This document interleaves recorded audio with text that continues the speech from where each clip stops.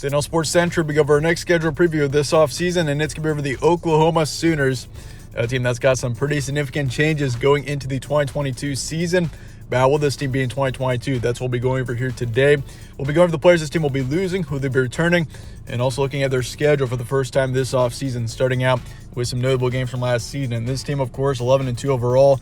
11-2 for just about any team would be an excellent record, but this team, there were some disappointments for sure. I mean, this is a team that was expected to be a big-time national contender last season. I mean, with Spencer Rattler coming back, it looked like he was going to be one of the best quarterbacks in the nation last season, for sure. I mean, there was top 3 talk for sure with him, considering how he played in 2022 and the ceiling that it seemed like he had, which he still has, but obviously there were some times last season that he was pretty inconsistent. So Caleb Williams, of course, took over, and Caleb Williams in general was an excellent quarterback for this team when he played, so it's very unfortunate they don't have him. The Sooners don't for next season either. But for 2021, I mean, this team, once again, 11-2 is an excellent record, but this team missed out on the Big 12 title game, which obviously is a bit of a disappointment. This team is so used to being in that championship game, plus the college football playoff. This team has made it to a few college football playoffs, but they just haven't won a semifinal game yet, so it kind of looked like this was going to be their year. But once again, just unfortunately wasn't for the Sooners. But 11-2 last year, beat Texas 55-48 in what was a classic game there. Beat TCU 52-31, lost to Baylor. That was kind of the loss that really it was tough on this team. It was the first loss of the season, losing to the Bears 14-27, and Baylor. That game's really what set them off on their stretch to becoming one of the top teams in the nation by the end of the season. Oklahoma beat Iowa State as well, 20-21. Lost to Oklahoma State in Bedlam, 33-37. So 2 tough losses there, and obviously set up the Oklahoma State-Baylor championship game. But they did beat Oregon to finish out the season 47-32, which was a good win to finish out the season against the Ducks. First 6 games, this team was 6-0. Last 7, they were 5-2. So the 2 losses came towards the end of the season here for the Sooners. But, there were a few question marks for sure. This team was undefeated for a long time. Their first loss was in mid-November. But not everybody thought this team was for real even when they were undefeated, just because of the close games that they had against some questionable opponents. And in particular, the first thing that comes to mind was that Kansas game where the game was close for a very, very long time. So obviously the Sooners it was a tough season considering that they were expected to be a big-time national contender. But either way, 11-2 is still an excellent record. Moving on to your roster preview for next season, this team has got a lot of changes. Of course, you got the coaching change of Venables now that Lincoln Riley took off to USC. And Caleb Williams, of course, has transferred to USC, and he is going to be a Trojan as well. So Caleb Williams, that's going to be tough. I was hoping for the Sooners he'd be able to stay because obviously he's a quarterback with an extremely high ceiling, just getting started with his college career. And when he played last season, 1,900 yards, 21 touchdowns, 4 picks, and a 65% completion rate. So his stats were overall, you could say, better than Spencer Rattler. But Rattler, his decision-making at times was definitely questionable. So Spencer Rattler, you transferred to South Carolina. And that was obviously quite a situation when Caleb Williams took over for Spencer Rattler because, that was a huge deal if you really consider what this team was expected to do going into 2021 with Spencer Rattler because, in 2020, Spencer Rattler was an excellent quarterback, just his first season as a starting QB, and he was playing just outstanding. So, there was reason to believe that, once again, he was going to be a top 3 quarterback in the nation potentially, and I thought he was going to be top 2, top 3 for sure as well, as did many others, but just didn't turn out to be. And so that was a huge deal when Caleb Williams took over for Spencer Rattler. Plus Williams in general is, I think as a person, slightly better. So it definitely made sense to have a guy that all the players respect more under center. But that said, they do bring in former UCF quarterback Dylan Gabriel. It looks like he's going to be definitely in the running for that starting position at quarterback, but obviously the quarterback situation is now a question mark because you got your 2 quarterbacks that took off. So obviously it's a very interesting situation. Kennedy Brooks, your top running back, has taken off as well. That's going to be tough. 1,300 yards, 13 touchdowns on the season for him.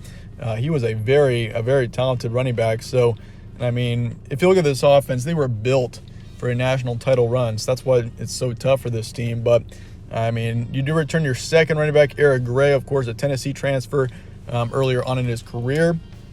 So he's coming back. And if you look at rushing yards, actually Caleb Williams was second in rushing on the team as a whole with 442 yards, even though Eric Gray with combined offense, did have over 600 and 4 touchdowns as well. Marvin Mims, your top receiver, is coming back. That's going to be good.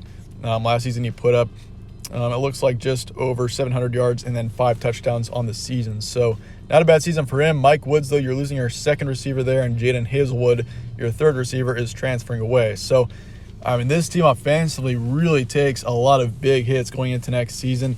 I mean, I don't want to say that this team is going to be going into a rebuilding phase for 2022, but it awfully looks that way. I mean, this team, there are clues saying that this team could be in a rebuilding phase next season based on the returning production. I mean, this team was returning so much after a good 2020 season. They improved so much over the course of the 2020 season. I mean, this team looked for real going into 2021 with the amount of talent that was coming back. And I mean, now they're losing a lot of that talent that they had last season and all that experience. So, I mean, it's going to be tough for this team. They're going to be a younger team next season for sure. So, Jaden Hazelwood, you transferred away. You lose 3 on the offensive line, 3 on the defensive line, 2 linebackers, 1 safety. So 1 in the secondary. So you lose 6 starters on the defensive side, along with 3 on your offensive line. It's going to be tough. This returning production is obviously tough. So significant amount of changes, but chance at another college football playoff run in 2022. I mean, this team obviously can do it. They've been a contender for so long now. And, I mean, they've got so much depth and great recruiting that it's kind of to the point where it's like, I mean, this team occasionally has a mediocre season, but they're usually always a contender in some way. So I'm not too concerned about OU. I think this team is still going to be a contender in the Big 12 for sure. But college football playoff, yeah, it's going to be tough for this team to make it to the college football playoff next season. I'm just going to be honest, based off of the coaching change, plus obviously all the transfers and losses as well after 2021. But transfer portal and recruiting going into next season, obviously this team has got some significant changes in the transfer portal. Don't forget about Austin Stogner, and these are just names that are otherwise that I haven't mentioned yet. Austin Stogner, tight end, is also going to South Carolina. Daniel Parker is coming in from Missouri to the tight end position. Jamal Morris taking off to Houston, linebacker. You got Jonah Laulu, a defensive lineman coming in from Hawaii. Mario Williams, one of your receivers, going to USC. Latrell McCutcheon, defensive back, also going to USC. So you got a lot of players going to either USC or South Carolina, USC in particular. And then you got an offensive lineman coming in from Cal. You got a defensive lineman coming in from Tulane. So you got a few players coming in, but at the same time, it doesn't really outweigh the players that you have losing. Recruiting-wise, number 8 in the nation, second in the Big 12. So recruiting-wise, this team is doing pretty well. 15 4-star recruits. They got no 5-stars, which is kind of a surprise. But they got a lot of 4-stars, and then they got 6 3-stars coming in as well. So recruiting-wise, not too concerned. Transfer portal, I am a bit.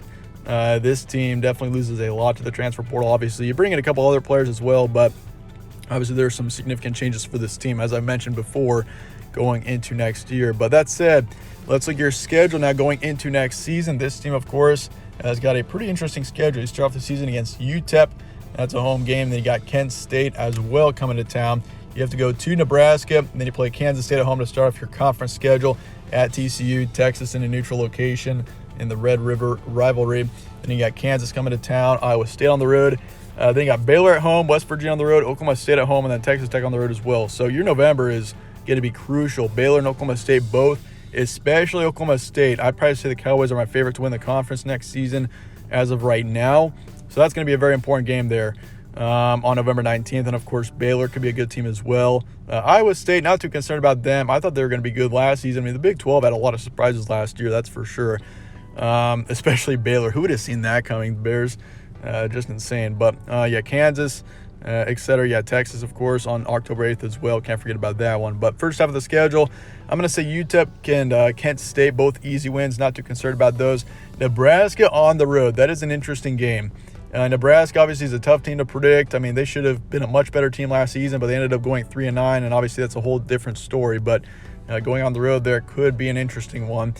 Kansas State at home, I'm going to favor Oklahoma in that as well. Same thing with TCU. So those yellow games, I am favoring Oklahoma, even though they will be close games.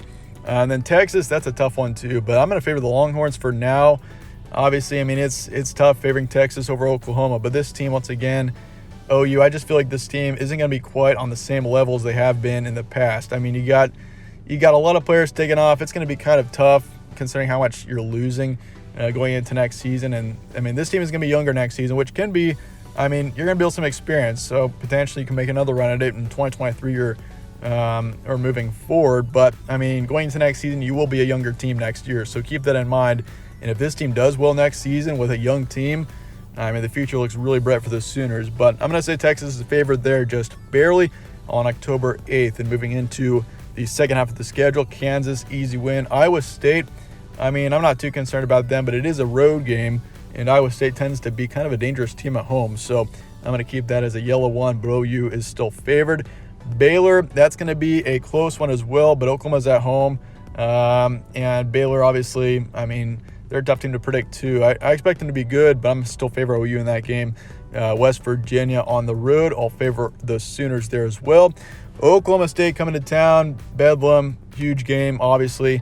The Cowboys, I'm going to favor them in that game for now. And that, trust me, that is a tough game to favor Oklahoma State in Norman. Obviously, I'm not picking these games straightforward just yet. We'll do that later on in the off season, but Oklahoma State, that's going to be tough. The Cowboys really like where they're going into next season. I mean, I could see them as a college football playoff national contender for sure.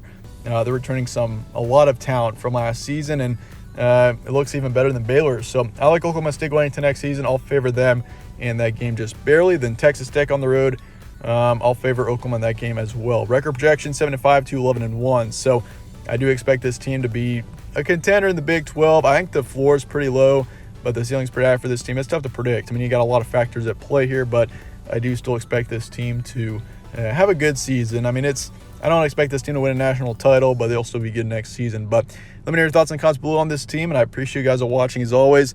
Stay tuned for more from All Sports Central. Catch you on the next one.